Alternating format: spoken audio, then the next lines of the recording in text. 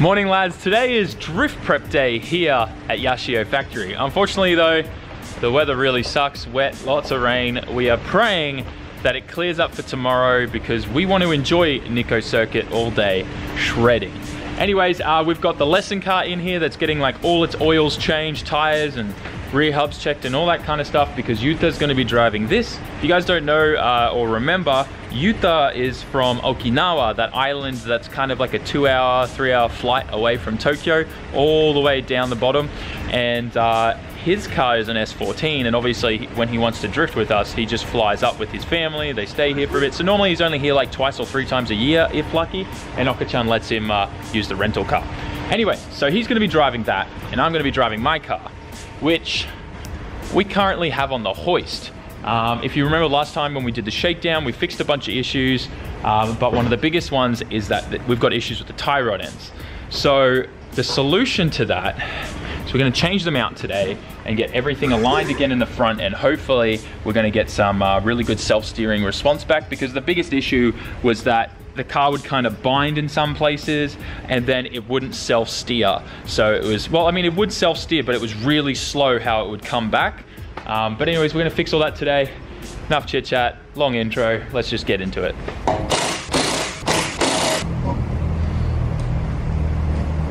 So here's the tie rod end here. We're gonna be switching those out.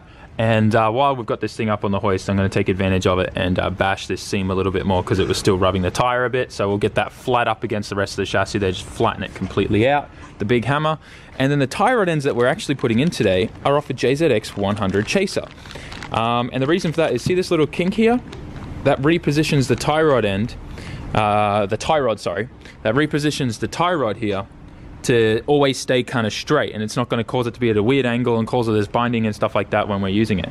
So I never knew that this was something people do. A lot of people just normally go to like aftermarket solutions and stuff, but there you go, we're using JZX 100 tie rod ends. Now we do need to replace as well a tie rod. I think on that side is a bit bent, so we got to do that at the same time. But man, I'm pumped. I mean, it feels kind of weird putting JZX 100 parts on my car. This is my friend Big Bertha. We have a lot of fun times together. Let's just say that. Anyways, let's get this seam done.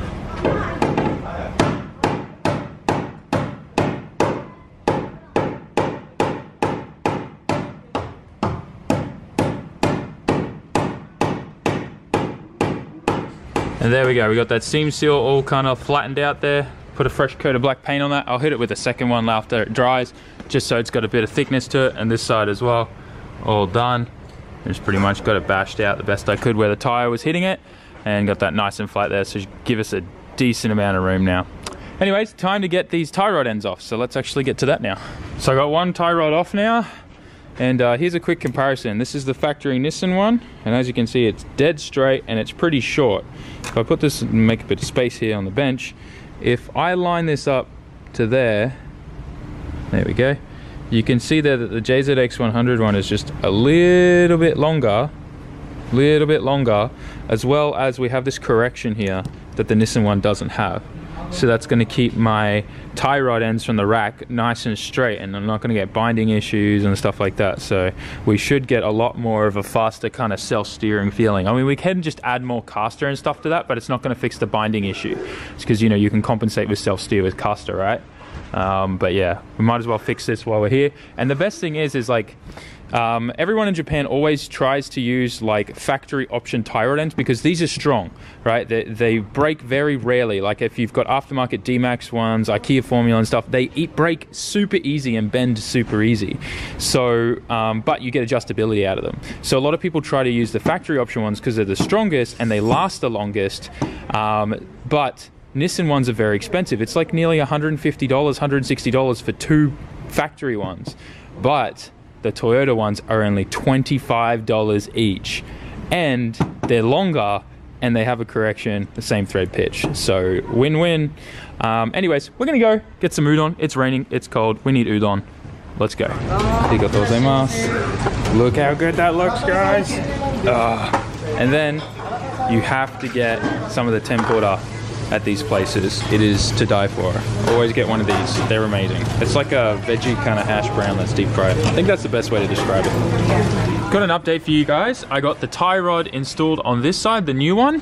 And as you can see, we got a little spacer there. Now the tie rods that we use, these are IKEA Formula ones, and they've got a lot of adjustability in them. So obviously you need an adjustable tie rod, but the tie rod ends, just use the factory ones. Now I wanted to show you some of these spacers. Over here you see we got the kind of washer style spacer on the right, and on the left, previously the other guy just had another one of these washer spacers there, which is not enough, which is probably why we had a lot of binding issues.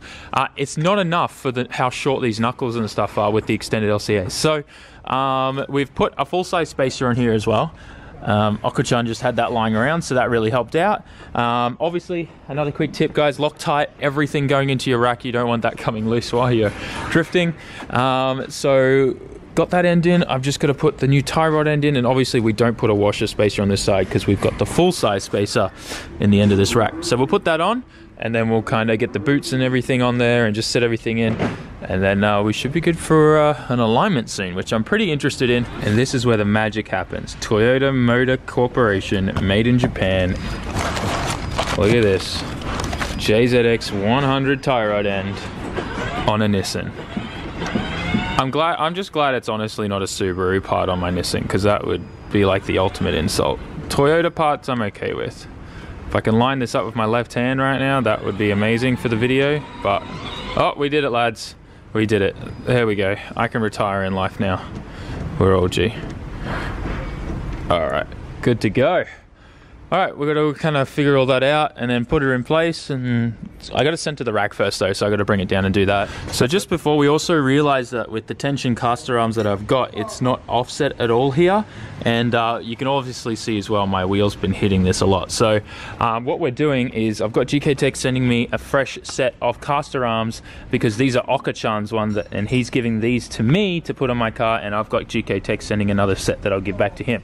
Now, one thing I wanted to show you guys, for anyone who's setting up any like adjustable suspension arms or anything like that, it's really important that you disassemble the entire thing, put your boot on, and then what you want to do is get yourself like I really recommend this is like a Wacos thing here in Japan called Thread Compound. It's essentially anti-seize, like thread anti-seize, and what you want to do is just put a little bit on all of this so it never locks up, because after a while with water and dirt and all the things that get in there, it's very easy for these to get jammed and locked up, and you'll have a very hard time loosening them off. Or your alignment guy, because if you don't do your alignments yourself, the alignment guy, if he can't get it to loosen, he's just going to leave it and fudge the numbers or just tell you the alignment's fine. So it's another reason why you always need to ask for the printout when you go and get your alignment.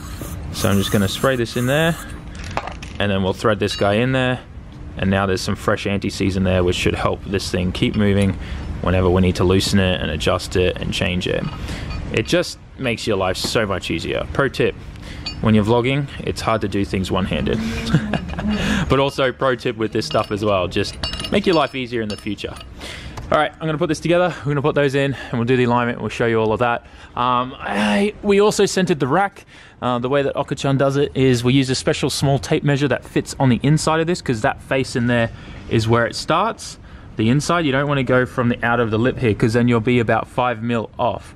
So you go from the face in there, you measure from there to there, make sure it's pretty much the same as from there to there, because this side doesn't have like a little inside, the face is right here. So that's what we did there to center the rack. We're all good to go. Put this together, put that in, you know what we're doing. Let's go from there.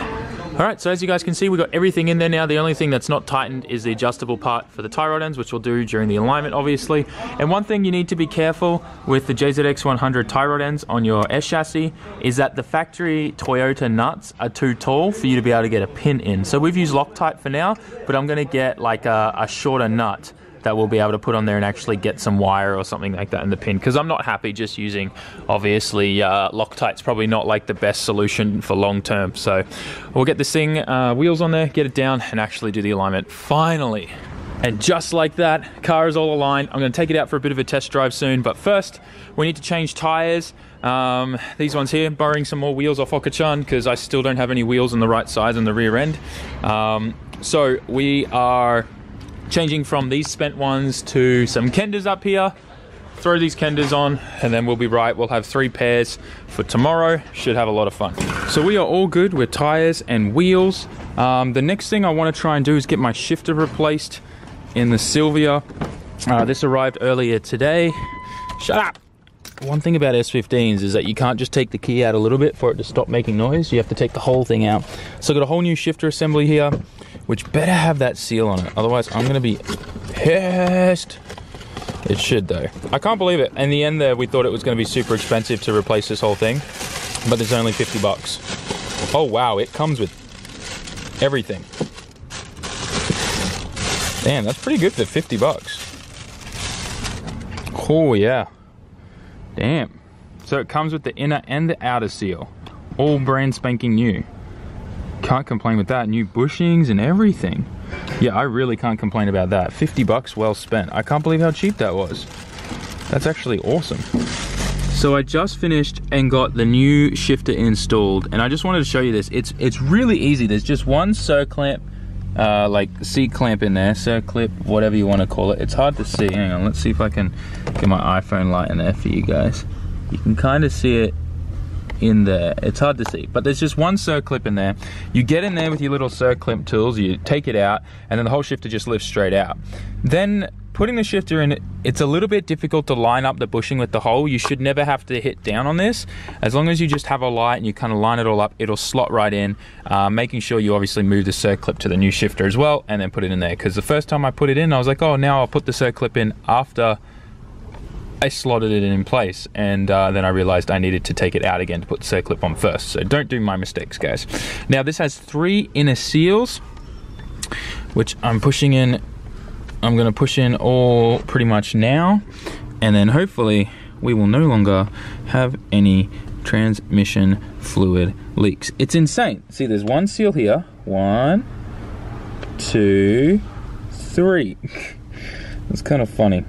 All finished, got all the interior back together, even put the sidebars in so I can experience those tomorrow.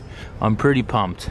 Really excited. Now what I gotta do is help load up the tow truck, get my wheels up there, and then exchange a whole bunch of stuff out of the Skyline into the S15, because I gotta drive this home tonight to then drive that to the track tomorrow morning bright and early.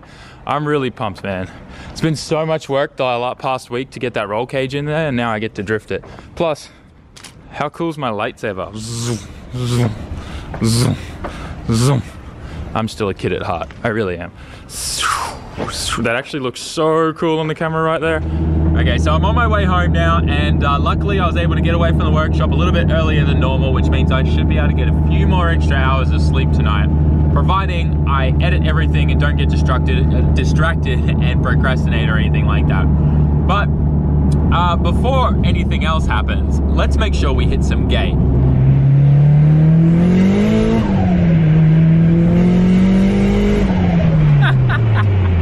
I'm so happy with today. Super productive. Got a lot of things tidied up on the S15, and it's all back together, ready for skids tomorrow, and it's right out the front in my driveway, ready for me to wake up early, jump in, and head to Nikko Circuit in. I'm also, looks like I'm about to go to bed like a whole 3 hours earlier than I have previously for the last week, so I'm pumped about getting some more hours of sleep. And yeah, tell me what was your favorite part about this video. I'm a little bit tired, I'm getting things mixed up. But tell me what was your favorite part about the video, and yeah. Also, just quickly, I am so sorry about the clickbait in yesterday's video. Won't happen again. Changing my style of uploads. Does that make sense? Also, if you want one of these really sick new Otaku Garage hoodies, link is in the description, check them out. Peace out. Jamata. Like, comment, share, subscribe. Peace out. Jamata.